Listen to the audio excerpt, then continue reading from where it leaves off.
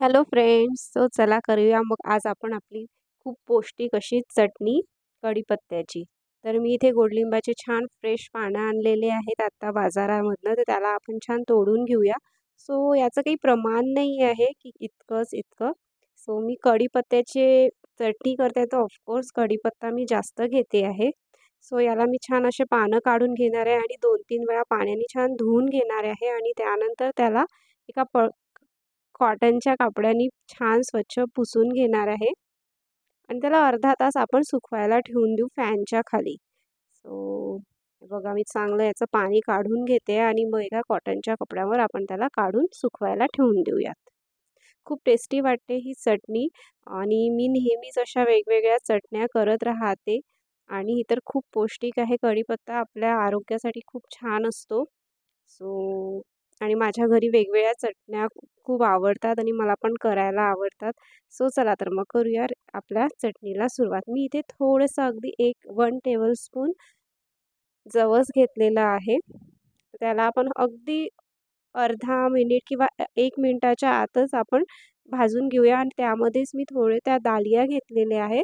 त्या पण अगदी अर्धा मिनिटं वगैरे आपण भाजून घेऊया. खूप जास्त भाजायचं नाही आहे सिमवर. थोडंसंच यांना भाजून घ्यायचं आहे की याचा जो ओलसरपणा आहे तो निघून जाणार. आपण झालेलं आहे आपलं भाजून, त्याला आपण थंड करायला ठेवूयात. इथे मी थोडा अर्धा चम्मच तेल टाकून यामध्ये 5-6 हिरव्या मिरच्या टाकून त्याला छान परतवून घेते आहे. तुम्हाला जेवढं तिखट हवं आहे तेवढं तुम्ही ते यूज करू शकता हिरव्या मिरच्या. मी 6 ते 7 हिरव्या मिरच्या घेतलेल्या बघा. याला छान असं क्रिस्पी तळून घेतलेलं आहे थोड्याशा तेलामध्ये.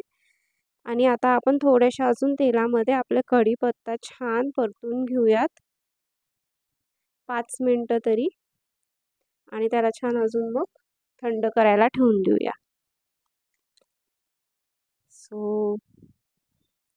ऑलमोस्ट आपलं झालेलंच आहे कढीपत्ता. त्याला पण आपण छान काढून घेऊया. इथे मी तीळ थोडी धुवून घेतलेली होती की त्यामध्ये काही असेल खडे वगैरे म्हणून. तर त्याला पण मी 1 स्पून घेतलेली आहे तीळ. त्याला पण छान आपण भाजून घेऊयात. तीळ पण आपली भाजून झालेली आहे. आता हे सगळं आपण मिक्स करूया आणि छान बारीक करून घेऊयात. थंड झालेलं आहे हे सगळं. यामध्ये मी अर्धी वाटी टाकलेली आहे खोबरं सुकं खोबरं, आमचूर टाकलेलं आहे आणि मीठ टाकलेलं आहे. झालेली आहे आपली चटणी. तुम्ही पण नक्की करून बघा. तोपर्यंत चॅनलला लाईक करा, शेअर करा आणि सबस्क्राईब करा. Thank you. बाय.